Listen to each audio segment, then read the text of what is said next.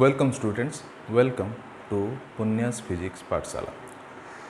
तो आज ये मेरा नेक्स्ट क्लास होगा, जो क्लास मैं कूलम्ब्स लॉ के ऊपर डिस्कस करने जा रहा हूँ। तो इसको डिस्कस करने से पहले मैं आपको ये कहना चाहता हूँ कि we have already discuss about the properties of charge and also the way we produce the charge. And when we discuss the properties of charge, one terms we can relate, one particular terms we can go through, that we can consider the charge and we can relate it with the mass. We can relate it with the different properties of the mass, and the most important similarity between the charge and the mass is what both are following the inverse square law. तो जब हम inverse square law कहते हैं, वो inverse square law में हमेशा हम force को रिलेटेड करते हैं टू द सब्जेक्ट। जैसे कि अगर हम मास के ऊपर लें तो वहाँ पे भी अगर फोर्स को रिलेटेड करेंगे तो वहाँ पे हम दो जो बॉडीज़ ले रहे हैं, वो दो bodies, let they be are close to each other और they be far with each other, and they must offer a force with to each other. दोनों अपने आप में एक फोर्स देंगे, मतलब एक बॉडी दूसरे बॉडी के ऊपर फोर्स देगा, दूसरा पहले के ऊपर फोर्स देगा, तो दोनों के बीच फोर्स होगा। And we can take into consideration that two bodies are at rest, वो दो बॉडीज़ रेस्ट में हैं और दोनों के बीच फोर्स है, और दो बॉडीज़ कंटिन्यूसली मूव कर रहे हैं, उनके बीच को फोर्स है, मतलब दो बॉडीज़ हम कंसिडर करेंगे। वैसे ही we will discuss about the force between the two charges instead of taking two masses. So when we take two charges which are separated by a certain distance, then the force whatever we will discuss, that force is known as what? Your electrostatic force.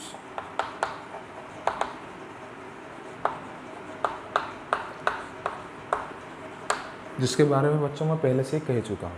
We have already discussed it. I have discussed in my previous lecture that what is the meaning of the electrostatic force.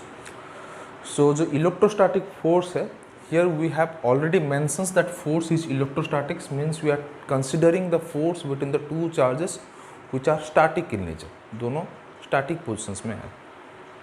So that electrostatic force can be defined with a law which is known as Coulomb's law. इसको हम एक law के हिसाब से define कर सकते हैं, और वो लॉ जो डिफाइन करता है इलेक्ट्रोस्टैटिक फोर्स को, उसको हम Coulomb's law कहते हैं. तो before starting the Coulomb's law मैं कुछ आपको कहना चाहता हूँ जो कि जानना बहुत ज़रूरी है.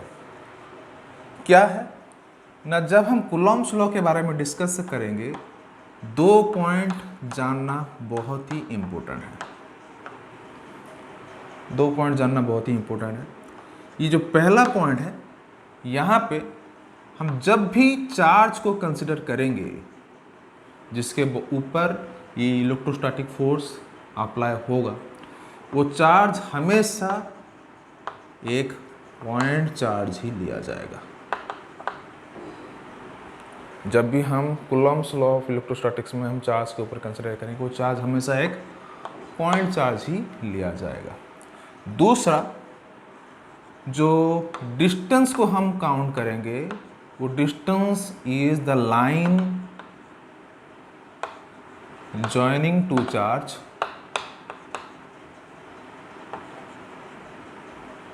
and that line should be straight line.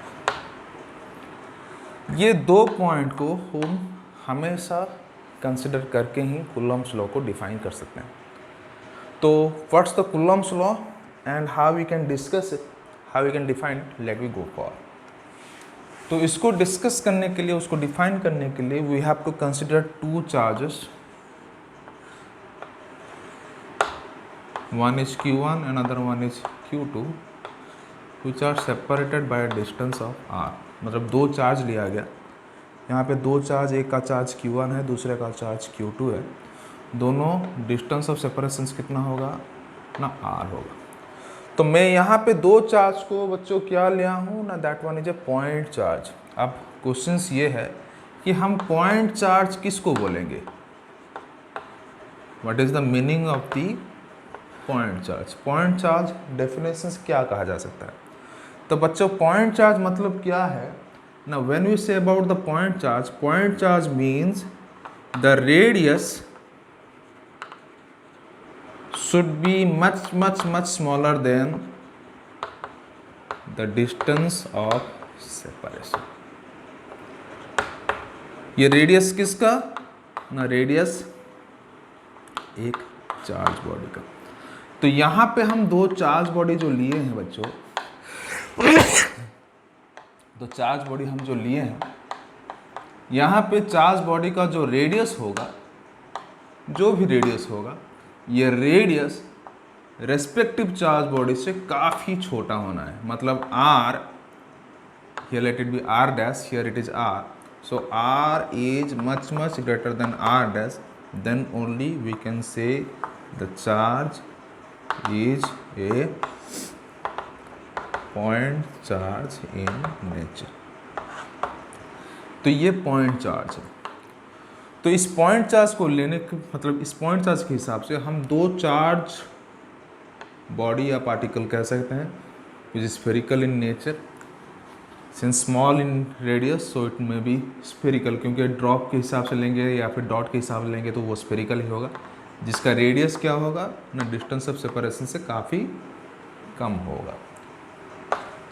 तो उस हिसाब से हम दोनों चार्ज को बोलेंगे क्या ना, that one is a point charges. ना two point charges separated by distance r।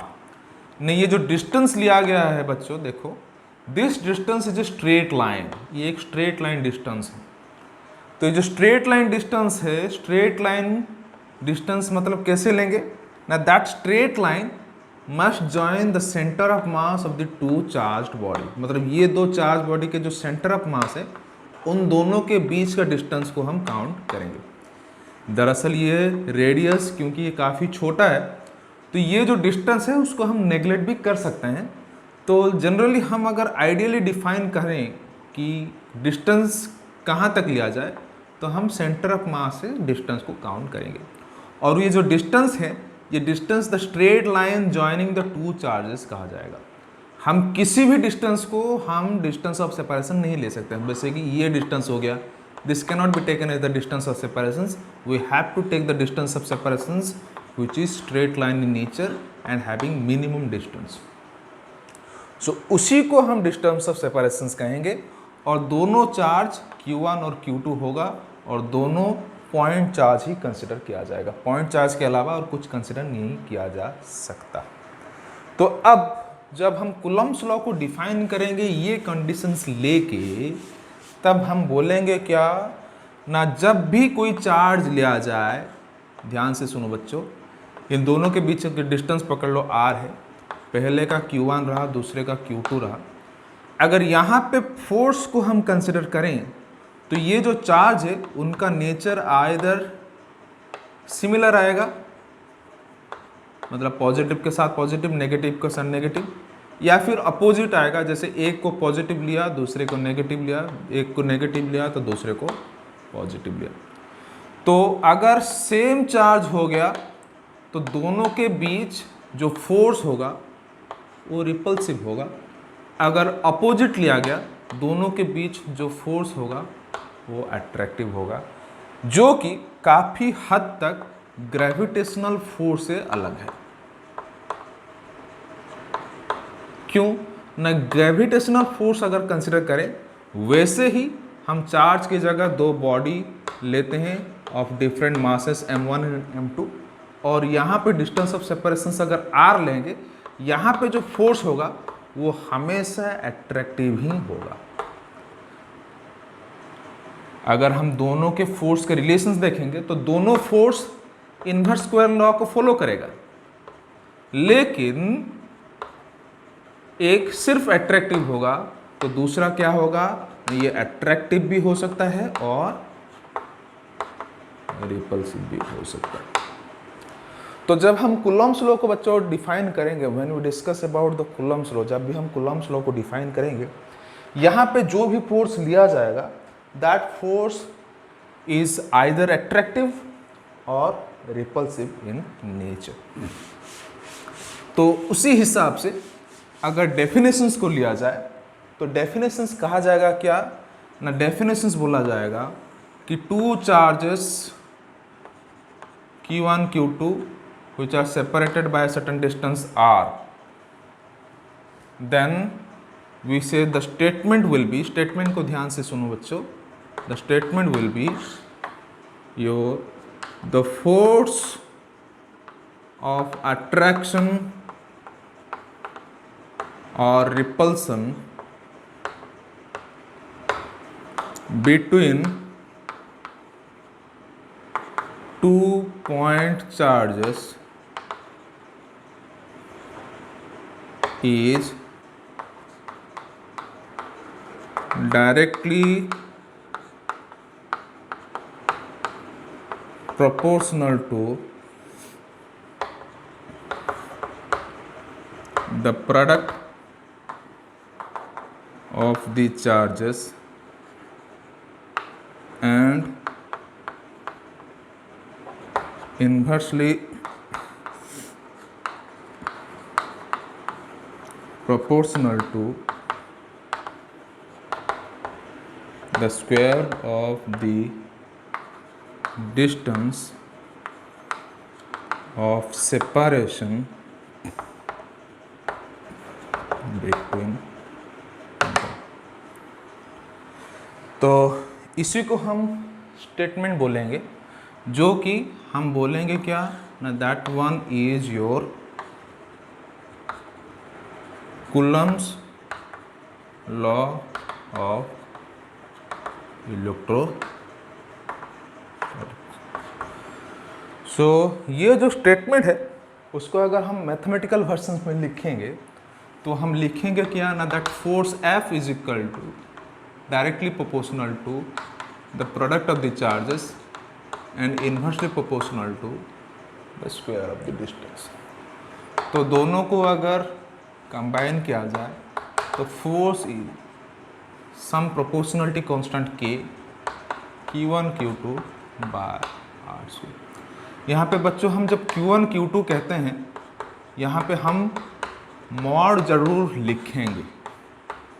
ये मॉड लिखने का मतलब क्या हुआ कि यहाँ पे जब हम मॉड लिख रहे हैं, that mod is a function. ये कौन सा फंक्शन है बच्चों? That functions always gives the output as a positive one. ये हमेशा एक पॉजिटिव वैल्यू को देगा। इसका मतलब क्या कहना है कि हम जब दो चार्जेस ले रहे हैं, यहाँ पे ध्यान से सुनो मैं जो कह रहा हूँ, हम जब दो चार्जेस ले रहे हैं, ये चार्जेस का नेचर आइदर सेम होगा या फिर अपोजिट होगा। सेम कहेंगे कैसे ना, ये दोनों पॉजिटिव होंगे या फिर नेगेटिव होंगे, या फिर एक पॉजिटिव होगा दूसरा नेगेटिव होगा। तो जब हम नेगेटिव चार्ज ले रहे हैं, यहाँ हम कह रहे हैं, पकड़ लो कोई भी नेगेटिव वैल्यू कह रहे हैं, जैसे कि हम Q1 कह रहे हैं, यहाँ पे -Q2 कह रहे हैं, तो minus represents the nature. Nature मतलब इसका नेचर नेगेटिव है, इसका मैग्नीट्यूड नहीं। तो जब हम मॉड लिख रहे हैं, ये मॉड लिखने का मतलब क्या हुआ कि मॉड का मतलब हम सिर्फ वैल्यू को रिप्रेजेंट कर रहे हैं, ना कि उसके नेचर को। मतलब यहाँ पे हम सिर्फ वैल्यू के ऊपर फोकस कर रहे हैं, इसके नेचर के ऊपर नहीं। हम ये डिस्कस नहीं कर रहे हैं कि ये पॉजिटिव है या नेगेटिव है, हम सिर्फ उसके वैल्यू के ऊपर डिस्कस कर रहे हैं। तो ये जो भी एक्सप्रेशंस होगा बच्चों, ये सिर्फ मैग्नीट्यूड देगा। किसका मैग्नीट्यूड देगा ना, मैग्नीट्यूड देगा इन दोनों के बीच के फोर्स का। ये सिर्फ मैग्नीट्यूड देगा। अभी मैग्नीट्यूड देगा, पकड़ लो इन दोनों के फोर्स का मैग्नीट्यूड। एक एग्जांपल ले रहा हूं, पकड़ लो कुछ ऐसे एग्जांपल 10 न्यूटन पकड़ लो। मैं कुछ एग्जांपल दे रहा हूं, 10 न्यूटन पकड़ लो। तो वो फोर्स का वैल्यू 10 न्यूटन है, लेकिन हम यहाँ पे ये डिफाइन नहीं कर रहे हैं कि जो 10 न्यूटन का फोर्स इन दोनों चार्ज के ऊपर अप्लाई होगा, ये 10 न्यूटन का फोर्स अट्रैक्टिव होगा या फिर रिपल्सिव होगा। तो अगर अट्रैक्टिव रिपल्सिव कहना या फिर मेंशन करना चाहेंगे तो यहाँ पे बच्चों हमें पॉजिटिव और नेगेटिव साइन को कंसिडर करना है। अगर हम सिर्फ मैग्नीट्यूड के बारे में डिस्कस करेंगे, हमें ये नहीं जानना कि ये अट्रैक्टिव है या रिपल्सिव है, तब हम क्या कहेंगे ना, इसके ऊपर हम मॉड दे देंगे। तो मॉड देने का मतलब हम सिर्फ उस फोर्स का वैल्यू जानना चाहते हैं, ना कि उसका नेचर। तो अगर हम मॉड वैल्यू निकाल लेंगे तो एक का नेगेटिव दूसरे का पॉजिटिव, तो फोर्स आ जाएगा क्या ना minus, minus represents what, that force is your attractive in nature. अगर प्लस आ गया तो रिपल्सिव इन नेचर। तो इसको हम बाद में डिस्कस करेंगे, इसको हम डिटेल में डिस्कस करेंगे, आज ही के लेक्चर में हम डिस्कस करेंगे। सो this is what your magnitude of the force. यहाँ पे बच्चों काफ़ी टर्म है। कैसा टर्म है? जैसे कि ये के, इस के को हम कहते हैं that one is your force constant और कांस्टेंट ऑफ प्रोपोर्शनलिटी। इसको हम कहते हैं ना कांस्टेंट ऑफ प्रोपोर्शनलिटी। तो ये जो कांस्टेंट ऑफ प्रोपोर्शनलिटी है, इसका वैल्यू हम कहेंगे क्या, उसको रिप्रेजेंट करेंगे कैसे ना, दैट के इज इक्वल टू 1/4πε0। इस के को हम कहते हैं क्या ना 1/4πε0। ये जो एप्सिलॉन 0 है बच्चों, यहाँ पे ध्यान से देखो, ये जो एप्सिलॉन 0 है ये काफ़ी इंटरेस्टिंग टर्म है। ये टर्म को कहते हैं हम क्या ना, that one is your permittivity. ध्यान से सुनो, इस टर्म को कहते हैं हम क्या ना, permittivity. So if you just substitute this in the above expressions, अगर हम अबव एक्सप्रेशन में इसको सब्स्टिट्यूट कर लें तो हमें मिलेगा क्या बच्चों, ध्यान से देखो, हमें मिलेगा क्या ना, we will find that F is equal to, ध्यान से देखो, F is equal to 1/4πε0 Q1 Q2 R²। ये देख रहे हो ना, ये जो एक्सप्रेशन है 1/4πε0 Q1 Q2 R², ये जो देख रहे हो यहाँ पे बच्चों, अभी ये जो एक्सप्रेशंस हैं, ये एक्सप्रेशंस को मैं लिख रहा हूँ क्या ना, लेट इट बी इक्वेशंस 3। इसको मैं लिखूंगा क्या ना, इक्वेशंस 3 लिखूंगा।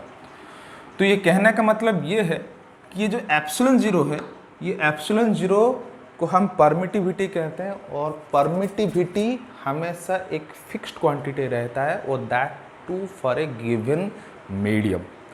That too for a given medium मतलब एक मीडियम के लिए इसका वैल्यू फिक्स्ड है, ये वैल्यू चेंज नहीं होने वाला। तो अभी ये अगर वैल्यू फिक्स्ड है, तो ये जो एप्सिलॉन 0 लिखा गया, what is that meaning of that epsilon 0, मतलब ये परमिटिविटी है, लेकिन किसका ना, परमिटिविटी ऑफ वैक्यूम। वैक्यूम और फ्री स्पेस हम कह सकते हैं। वैक्यूम कहाँ भी हम इसको एयर के हिसाब से भी ले सकते हैं, कुछ बुक इसको एयर के हिसाब से लिया है। तो that one is epsilon 0, vacuum और एयर और फ्री स्पेस हम कह सकते हैं। तो इसका मतलब ये हुआ कि पकड़ लो दो चार्ज है, एक को Q1 लिया गया, दूसरे का Q2 लिया गया, डिस्टेंस ऑफ सेपरेशंस पकड़ लो R लिया गया, उसका फोर्स पकड़ लो, दोनों के बीच F है, और ये मीडियम पहले कहाँ पे था ना, एयर में था। पहले कहाँ पे था बच्चों, एयर में था।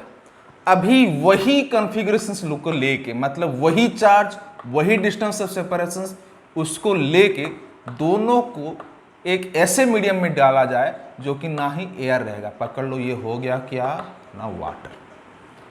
तो वही same charge, same distance of separations, अब जो फोर्स मिलेगा वो फोर्स चेंज होगा। क्यों चेंज होगा? क्योंकि हमें मीडियम का परमिटिविटी को चेंज कर लिया। हमने मीडियम के परमिटिविटी को क्या कर लिए बच्चों, चेंज कर लिए। So when the permittivity of a medium will change, the force applied on the two charges will also change, वो भी चेंज हो जाएगा। तो कैसे चेंज होगा, कैसे अगर हम डिस्कस करें तो ध्यान से देखो, यहाँ पे दोनों का चार्ज का magnitude same, distance separation same, तो यहाँ पे जो भी मीडियम था ये एप्सिलॉन 0 था, यहाँ पे जो भी मीडियम आ जाएगा, अगर परमिटिविटी इंक्रीज हो गया, ध्यान से देखो इस एक्सप्रेशन में, अगर परमिटिविटी इंक्रीज हो गया तो फोर्स डिक्रीज होगा, अगर परमिटिविटी डिक्रीज हो गया तो फोर्स इंक्रीज होगा। तो henceforth here the conclusion we can draw that force is inversely proportional to your permittivity। Epsilon 0 लिखा हूँ क्योंकि एप्सिलॉन 0 तो नहीं लिख सकता, मैं उसको एप्सिलॉन लिखूंगा क्योंकि ये जो होगा ये that one is your permittivity ही कह सकता हूँ। तो अगर परमिटिविटी को चेंज कर लिया तो मैं फोर्स को भी चेंज कर रहा हूँ।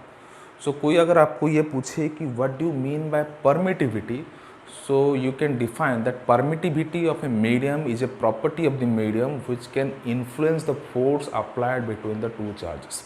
ये दोनों चार्ज के बीच का जो फोर्स है उसको इन्फ्लुएंस करेगा। कैसे इन्फ्लुएंस करेगा? या फिर इसका फोर्स को इंक्रीज कर लेगा या फिर उसके फोर्स को डिक्रीज कर लेगा। So that's what the role of a permittivity. तो अभी यहाँ पे हम ये क्लियर हो गए कि this permittivity of the particular medium, here epsilon 0 is the permittivity of a vacuum और a free space. This permittivity of a medium will be a constant particular value and this one will change the force। अगर हम इस permittivity को देखा जाए तो permittivity होगा क्या? This permittivity we can relate that one is force into distance, 1 by epsilon 0 we can take it, 4 pi को कांस्टेंट लेते हैं, that one is q1 q2 और एप्सिलॉन और परमिटिविटी को हम कहेंगे क्या ना, that one is q1 q2 bye f/r²। तो यूनिट के हिसाब से अगर लेंगे तो ये होगा क्या ना, चार्ज कूलम है, दोनों का चार्ज होगा कूलम स्क्वायर, ये न्यूटन, ये मीटर स्क्वायर। तो जो परमिटिविटी ले रहे हैं that permittivity has a unit, that one is coulomb square plus coulomb square per newton metre square. तो जब हम परमिटिविटी इसके लिए लेंगे, so here the permittivity of a medium of a vacuum is taken as 8.85 into 10⁻⁻12 coulomb square newton metre square. तो उस हिसाब से अगर मैं 1/4πε0 का वैल्यू डाला तो यहाँ पे 4 पाई का वैल्यू 3.14, यहाँ पे 8.85 into 10⁻12 coulomb square newton metre square. तो that one is equal to 9 into 10⁹ newton metre square, ऊपर की तरफ नीचे आ जाएगा coulomb square which is equal to 1/4πε0, जिसका नाम है क्या ना, कांस्टेंट, फोर्स कांस्टेंट और कांस्टेंट ऑफ प्रोपोर्शनलिटी। समझ में आ रहा है बच्चों? समझ में आ रहा है जो मैं कह रहा हूँ? समझ में आ रहा है? तो उसी वैल्यू को अगर हम यहाँ पे डालेंगे, ध्यान से देखो, अगर हम यहाँ पे डालेंगे तो हमें मिलेगा क्या ना, हमें मिलेगा ना F is equal to 9 into 10⁹ q1 q2 by r² हम कह सकते हैं।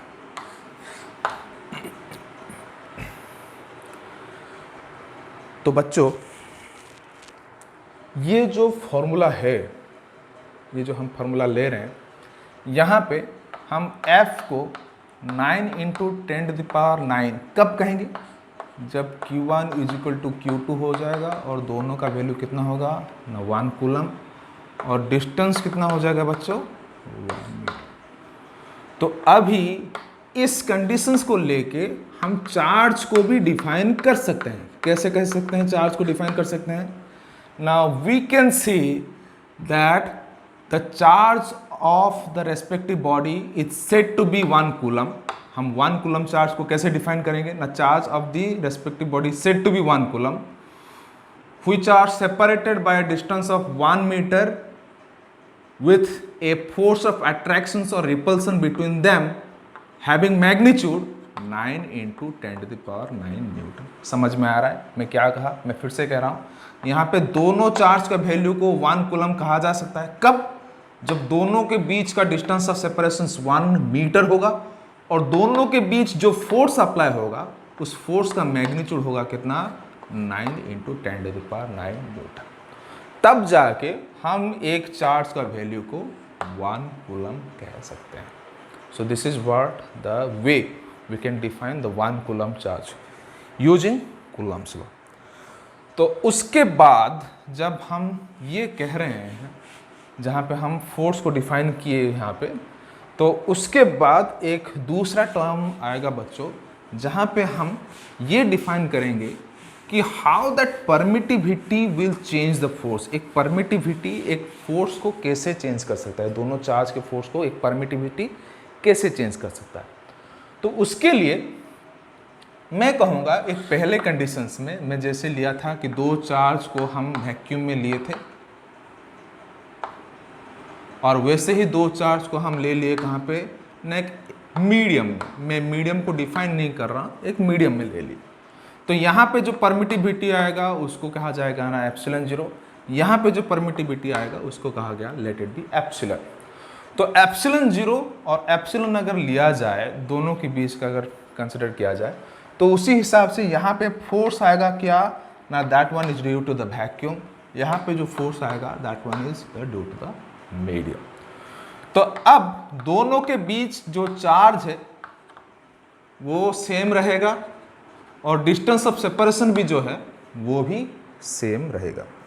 तो अब उस लिहाज से मैं अगर वैक्यूम के बीच का फोर्स को लिया जाए तो मैं कहूँगा क्या ना, के ना लेके मैं कहूँगा 1/4 pi epsilon zero Q1 Q2 by R square. यहाँ पे जो फोर्स लूँगा, यहाँ पे लूँगा 1/4 pi epsilon Q1 Q2 by R square.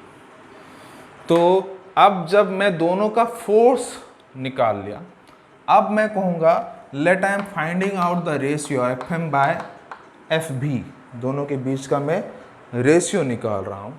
अब जब मैं रेशियो निकालूंगा बच्चों ध्यान से देखो, इस रेशियो में FM को लिखा गया है क्या ना, 1/4 pi epsilon Q1 Q2 by R square divided by 1/4 pi epsilon zero Q1 Q2 by R square. क्योंकि दोनों charge same, distance separation same, total cancel हो गए, 4 पाई कैंसिल हो गया। तो हम यहाँ पे लेंगे क्या ना, that one is equal to your epsilon zero by epsilon which is equal to FM by FV, और मैं कहूँगा epsilon by epsilon zero which is equal to FV by FM। समझ में आ रहा है? तो ये जो दोनों का जो रेशियो लिया गया, किसका रेशियो लिया गया ना, परमिटिविटी का जो रेशियो लिया गया, ये रेशियो जो लिया गया, ये एक रेशियो जो होगा वो एक रिलेटिव परमिटिविटी देगा, जिसको हम कहेंगे क्या ना, एप्सिलॉन आर। ये जो एप्सिलॉन आर निकला बच्चों ध्यान से देखो, ये जो एप्सिलॉन आर निकला उसको हम रिलेटिव परमिटिविटी कह सकते हैं,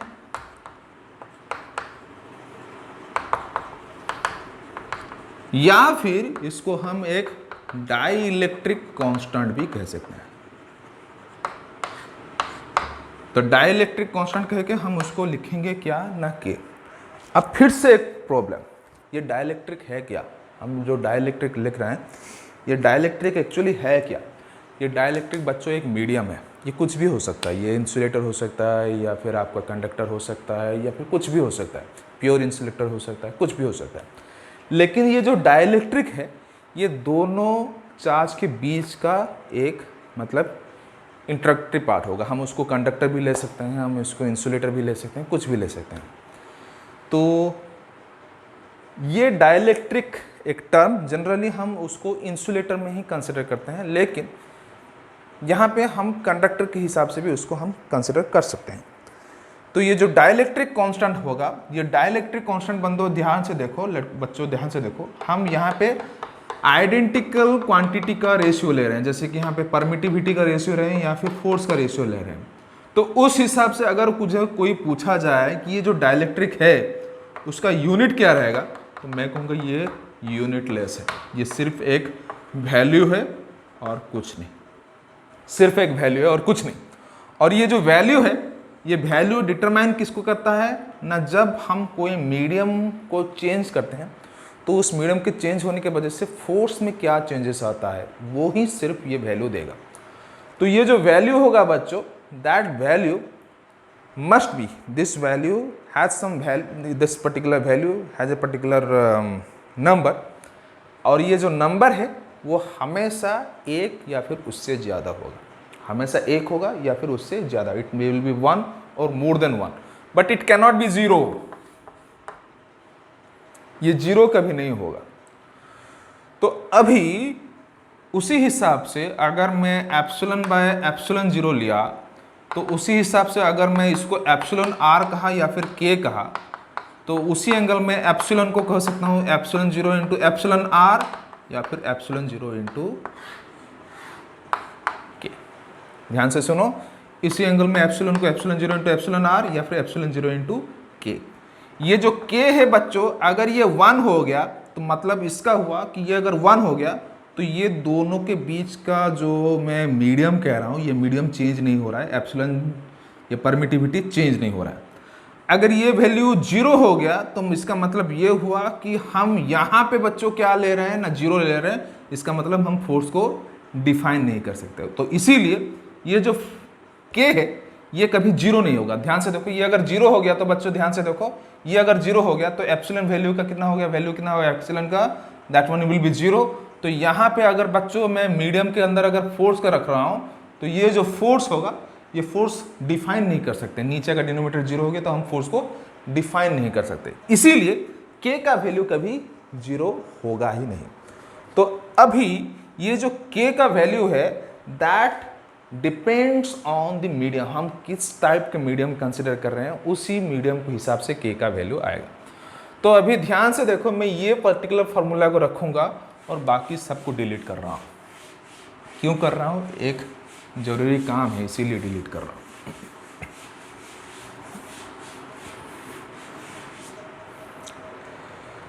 तो ध्यान से देखो अभी ध्यान से देखो, अभी यहां पे बच्चों देखो 1/4 epsilon Q1 Q2 are square है। तो यहां पे मैं 1/4 एप्सिलॉन 0 लिख के यहां पे मैं कह सकता हूं क्या ना, Q1 Q2 के आर स्क्वायर भी कह सकता हूं। ये जो के आर स्क्वायर कहा गया, ये के आर स्क्वायर है क्या ना, ये डिस्टेंस ऑफ सेपरेशन को हम आर लिए हैं। Once you introduce the dielectric, dielectric मतलब पहले पकड़ लो ये वैक्यूम में था, अभी ये मीडियम जो हो गया ये पकड़ लो वाटर है, तो ये दोनों चार्ज वाटर के अंदर हैं। तो अभी यहां पे जो के हुआ दैट वन के represents the dielectric constant of water. तो अगर वाटर के अंदर आ गया तो ये जो डिस्टेंस ऑफ सेपरेशन को हम आर पहले कह चुके हैं, that R can be expressed as your K R square. So अगर यहाँ पे हम आर स्क्वायर को आफ्टर इंट्रोड्यूसिंग दैट एप्सिलॉन 0 हम अगर के आर स्क्वायर कह रहे हैं, that implies taking R as your D, we can say D square is equal to K R square, और डी इज इक्वल टू कितना होगा बच्चों, root over of K R.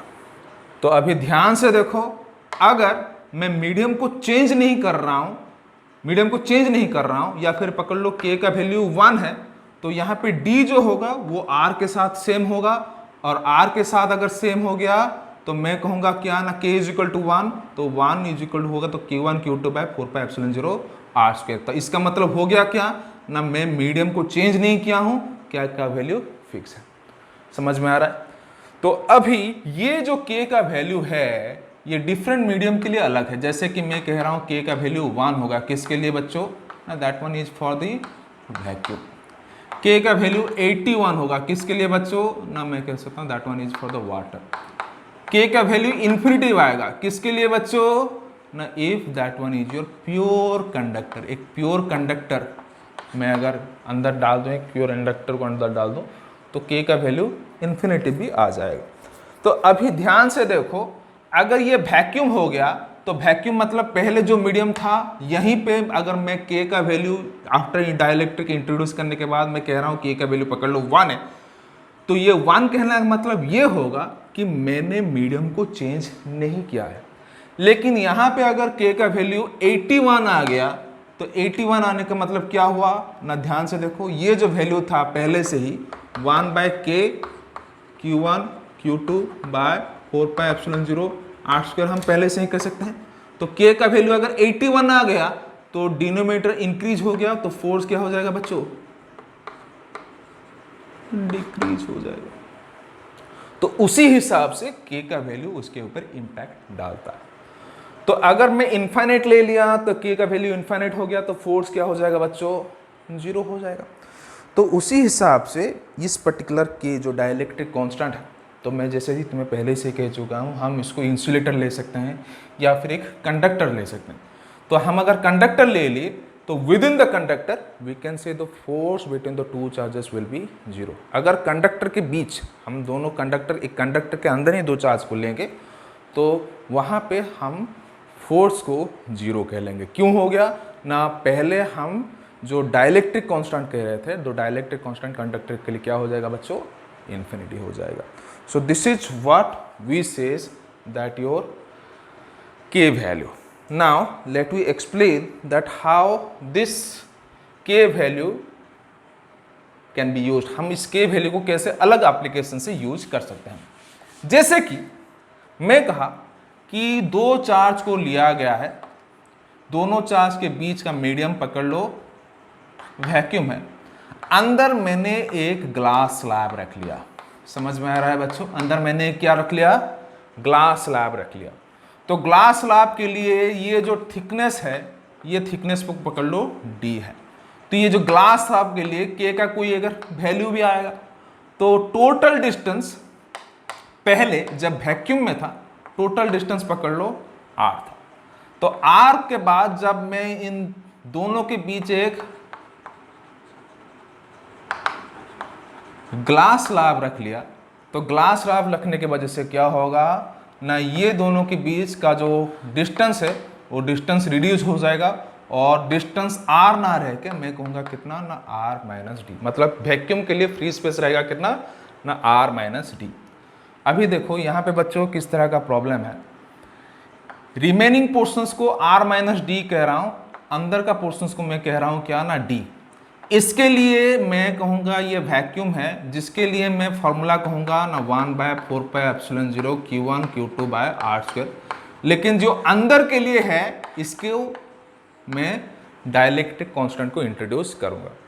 तो उस वजह से अगर डाइलेक्ट्रिक कांस्टेंट को इंट्रोड्यूस किया गया तो अभी ध्यान से देखो बच्चों, यहाँ पे मैंने क्या बोला था, अगर डिस्टेंस r है तो r को मैंने अगर d लिया हूँ तो d को in terms of dielectric constant में लिख क्या सकता हूं ना √ऑफ k into are.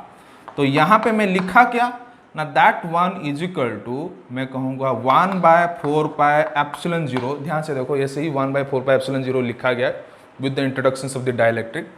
Q1 Q2 vacuum के लिए डिस्टेंस ऑफ सेपरेशन कितना लिया गया है बच्चों, r माइनस डी, प्लस ये जो डाइलेक्ट्रिक है इसके लिए डिस्टेंस को कितना लिया है बच्चों ना √ऑफ k into D whole square. तो यहां पे जो मैं फॉर्मूला लिखा हूं बच्चों, ध्यान से देखो यहां पे जो फॉर्मूला लिखा गया है, here the dielectric is inserted completely. यहां पे जो फॉर्मूला लिखा गया है बच्चों, here the dielectric is inserted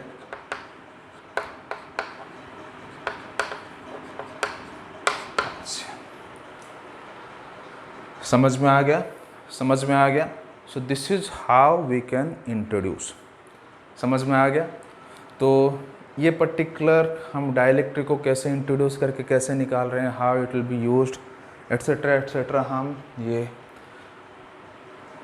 cover कर लिए। अब जो नेक्स्ट होगा that one is your Coulomb's law regarding directions. तो अब तक जो भी हम डिस्कस किए हैं that one is Coulomb's law taking the magnitude into consideration. मतलब यहाँ पे जो भी कूलम्स लॉ के बारे में हम डिस्कस किए, here we discuss about the magnitude of the force. हम मैग्नीट्यूड के बारे में डिस्कस किए, जैसे कि मैं कहा कि दोनों के बीच को मॉड दिया गया और दोनों के बीच का फोर्स को हम मैग्नीट्यूड के हिसाब से कंसिडर करिए।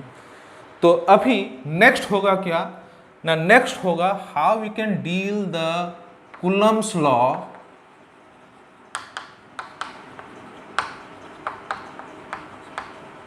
इन वेक्टर फॉर्म। वेक्टर फॉर्म का मतलब हम फोर्स के डायरेक्शंस को यहाँ पे स्पेसिफाई करेंगे। बच्चों, जो डायरेक्शंस को स्पेसिफाई करने का जो प्रोसेस है वो दो टाइप का रहता है। यहाँ पे कूलम्स लॉ में दो टाइप का रहता है। तो आइदर आप दोनों के बीच को डिस्टेंस को लेके एक पोजीशन वेक्टर को लेके उसको एक बिना कोऑर्डिनेट सिस्टम में उसको एक्सप्रेस करें, या फिर एक कोऑर्डिनेट लेके दोनों के चार्ज को उसी कोऑर्डिनेट में लेके करेंगे। क्योंकि मैं आपको उसके डायरेक्शन के बारे में डिटेल्ड कहने वाला हूँ, that's why I am taking the coordinate systems where the charge is to be placed in a given coordinate. तो कैसे किया जाए, तो ध्यान से देखिएगा। मैं एक कोऑर्डिनेट सिस्टम्स लिया हूँ एक्स वाई। इस कोऑर्डिनेट सिस्टम में मैंने दो चार्ज को लिया हूँ, एक Q1 दूसरे का Q2। मुझे ये नहीं मालूम ये दोनों सेम चार्ज हैं या अपोजिट हैं, मुझे ये नहीं मालूम। लेकिन when I go for the positions of this charge I have to draw the position vector. मैं एक पोजिशन वेक्टर जरूर ड्रॉ करूँगा। यहाँ पे पोजिशन वेक्टर क्या, यहाँ पे भी एक पोजिशन वेक्टर ड्रॉ किया। तो जो पोजिशन वेक्टर ड्रॉ किया हूँ, ये पोजिशन वेक्टर को मैं नाम लेता हूँ R1, दूसरे का नाम ले लेता हूँ R2। ध्यान से सुनो। तो अभी कोई मुझे पूछे कि what do you mean by R1, तो मैं R1 को बोलूँगा that one is A position vector of Q1। What is R2, मैं कहूँगा that one is A position vector of Q। अब ये जो दो चार्ज हैं, ये दो चार्ज के बीच का जो फोर्स होगा, ये force applied on A line of joining actions, मतलब दोनों के बीच को जो स्ट्रेट लाइन है उनके ऊपर होगा। तो ये जो फोर्स होगा, ये फोर्स आइदर इस चार्ज के वजह से यहाँ पे होगा या फिर इस चार्ज की वजह से वहाँ पे होगा। जो भी हो, मतलब ये फोर्स इसको एक पर्टिकुलर, ये चार्ज इसको एक फोर्स देगा, ये चार्ज उसको एक फोर्स देगा। इसको कैसे दिखें, जैसे कि पकड़ लो ये एक पॉजिटिव चार्ज है, ये एक नेगेटिव चार्ज है। तो ये पॉजिटिव चार्ज इस नेगेटिव चार्ज को इस डायरेक्शंस में फोर्स अप्लाई करेगा, ये नेगेटिव चार्ज इस पॉजिटिव चार्ज को इस डायरेक्शंस में फोर्स अप्लाई करेगा। लेकिन अगर दोनों पॉजिटिव हो गए या फिर दोनों नेगेटिव हो गए, तो इसका मतलब पहले जो फोर्स का डायरेक्शंस यहाँ पर होता था एट्रैक्टिव के लिए, अगर सेम हो गए तो ये पॉजिटिव दूसरे पॉजिटिव को रिपेल करेगा इस डायरेक्शंस में, और दूसरा पॉजिटिव और इसको रिपेल करेगा इस डायरेक्शंस में। तो जो भी हो, जैसे भी हो, दोनों के लिए फोर्स का डायरेक्शंस क्या होगा बच्चों, आइदर गोइंग अवे या फिर कमिंग क्लोज। ये कमिंग क्लोज कब होगा, जब इन दोनों के बीच फोर्स अट्रैक्टिव होगा। ये गोइंग अवे कब होगा, जब इन दोनों के बीच का फोर्स रिपल्सिव होगा। तो अभी ये जो कोऑर्डिनेट है, यहाँ पे जो लाइन ऑफ जॉइनिंग एक्शंस हैं, इन दोनों के बीच का एक फिक्स डिस्टेंस पकड़ लो, कितना हो गया बच्चों, ना R। मतलब ये दोनों के डिस्टेंस को मैं कह लिया कितना, ना R। अभी इस डायरेक्शंस में फोर्स जो आएगा, ये फोर्स किसके वजह से आएगा, पकड़ लो ये जो फोर्स है, ये फोर्स Q2 के ऊपर Q1 दे रहा है, and that one let it be F21। और यहां पे जो फोर्स आएगा that one is let it be Q1 के ऊपर Q2 दे रहा है, that one is F1।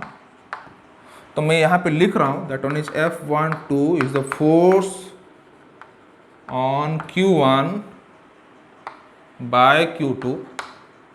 F21 is equal to force on Q2 by Q1। अभी बच्चों मैं थोड़ा ब्रॉड वे से डिस्कस करने से मैं इस ट्रायंगल को ले रहा हूँ, जैसे कि ट्रायंगल को ले रहा हूँ, Q1 Q2 है, दोनों के बीच का पोजीशंस A लिखा, दूसरे का B लिखा, बीच का ओरिजिन लिखा O। तो अभी मैं अगर ट्रायंगल लूंगा तो ट्रायंगल बच्चों में दो टाइप का लूंगा।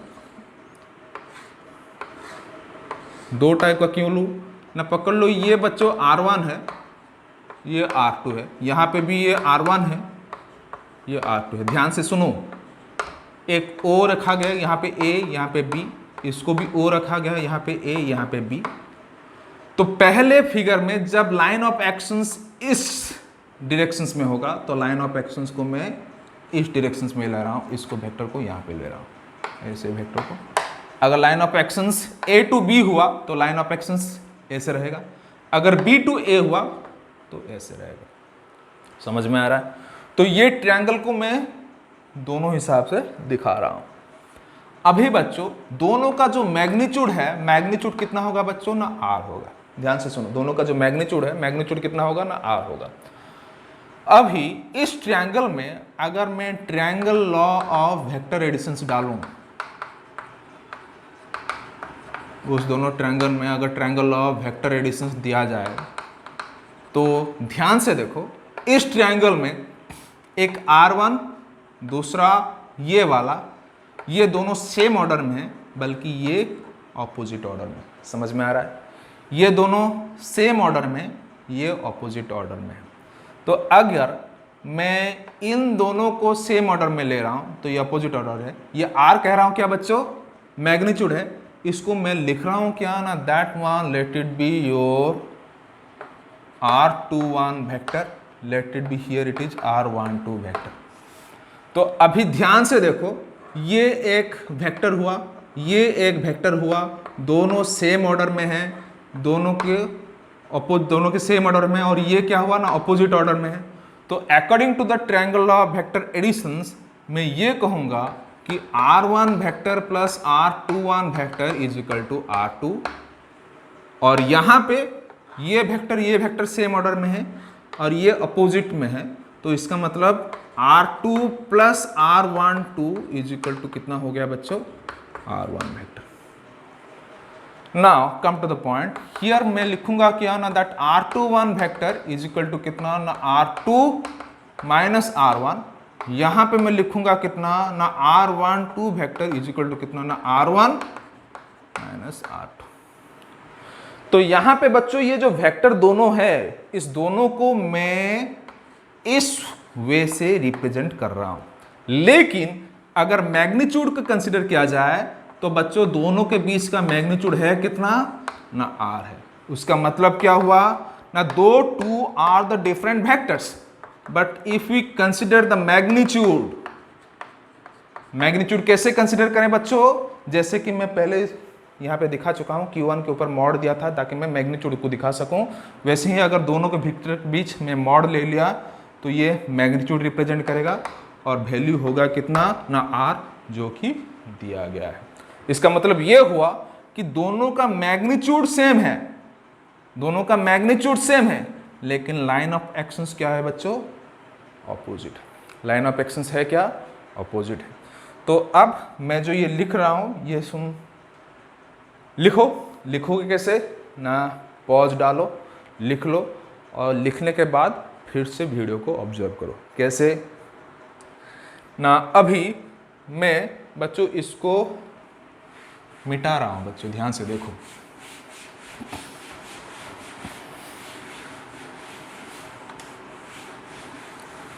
इसको मिटा रहा हूं। इसको मिटाने के बाद मैं अभी F12 फोर्स को एक्सप्रेस करने जा रहा हूं। किसको? F12 फोर्स को। ये F12 फोर्स है क्या ना? ये F12 फोर्स है force on Q1 by Q2।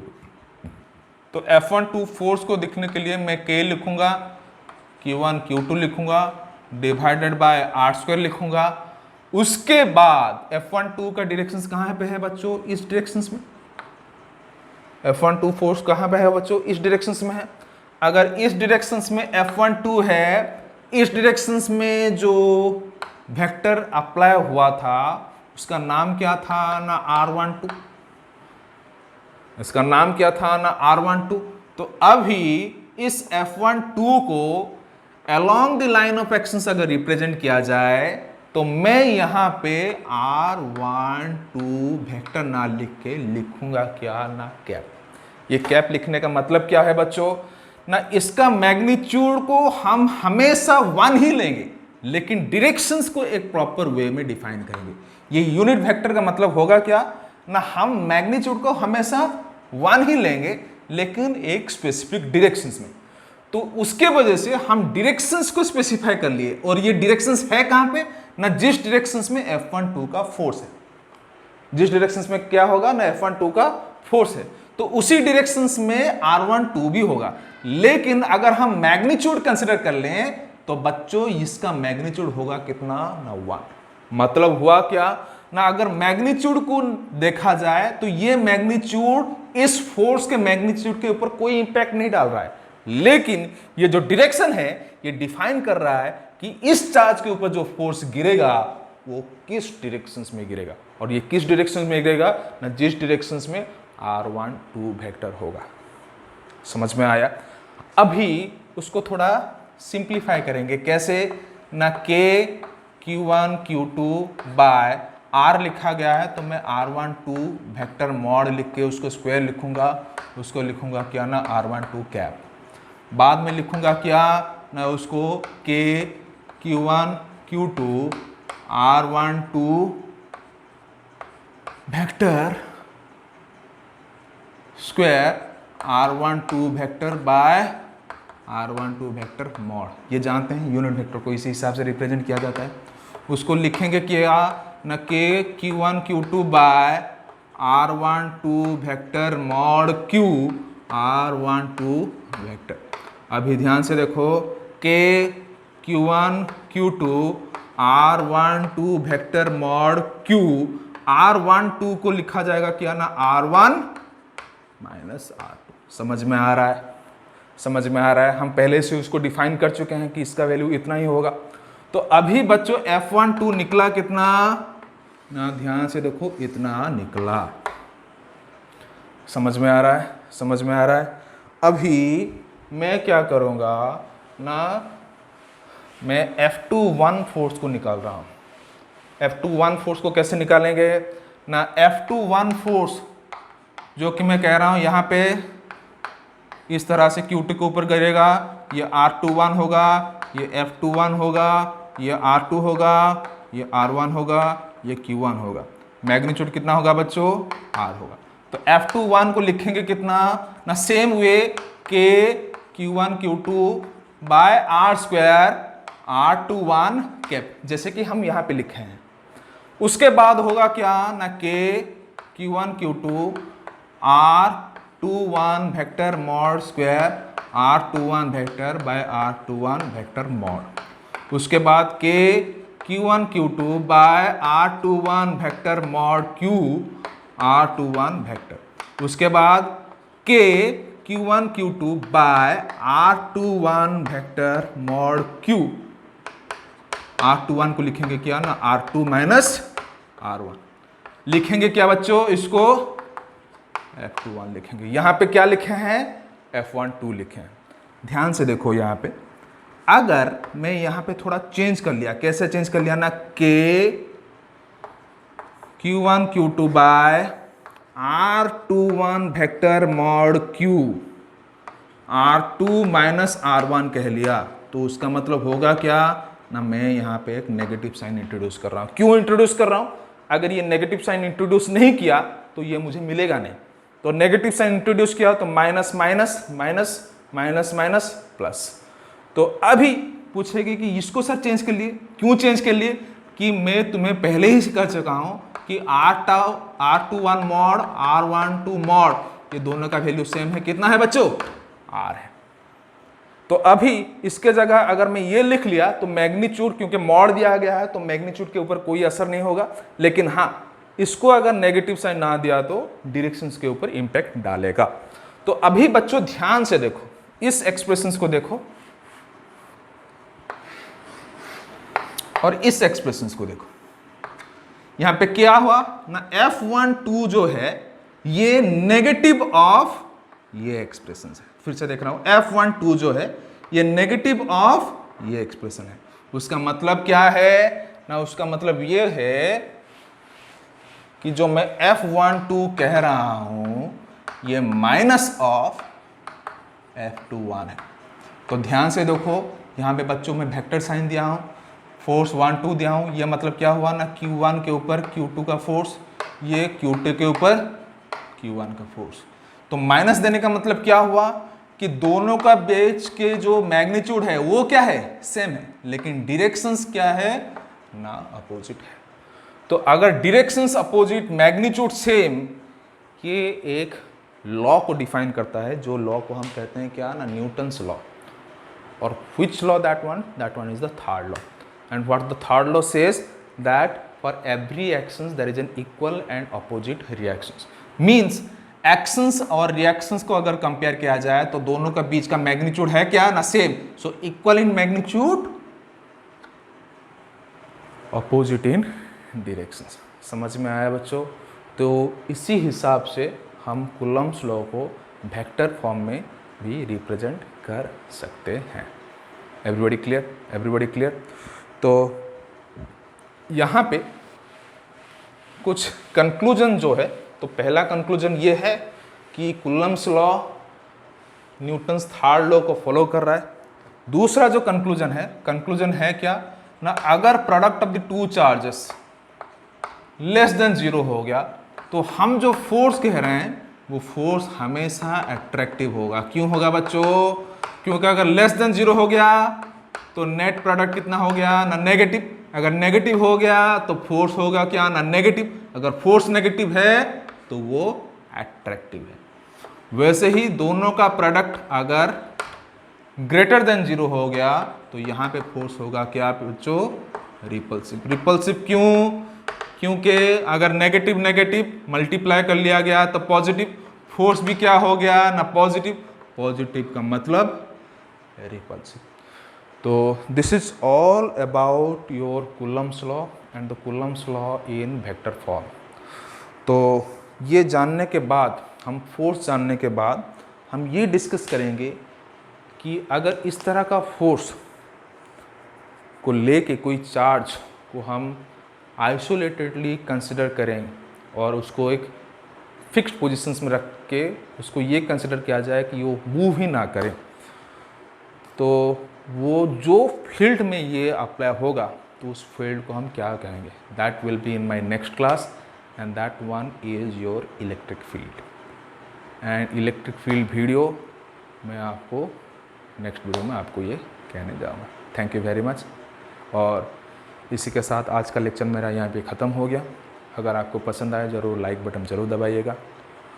अगर कोई आपको डाउट निकले या फिर आपको लगे ना कोई इसको क्या चीज़ है जिसको हम कह सकते हैं कोई इम्प्रोवाइज़, इसको आप कमेंट बॉक्स में ज़रूर लिखिएगा। बेल आइकन ज़रूर दबाएगा फर्दर नोटिफिकेशंस के लिए। अगर आपको ये वीडियो पसंद आया तो सब्सक्राइब ज़रूर कीजिएगा और वीडियो अंत तक देखने के लिए ज़रूर औरों को कहिएगा भी।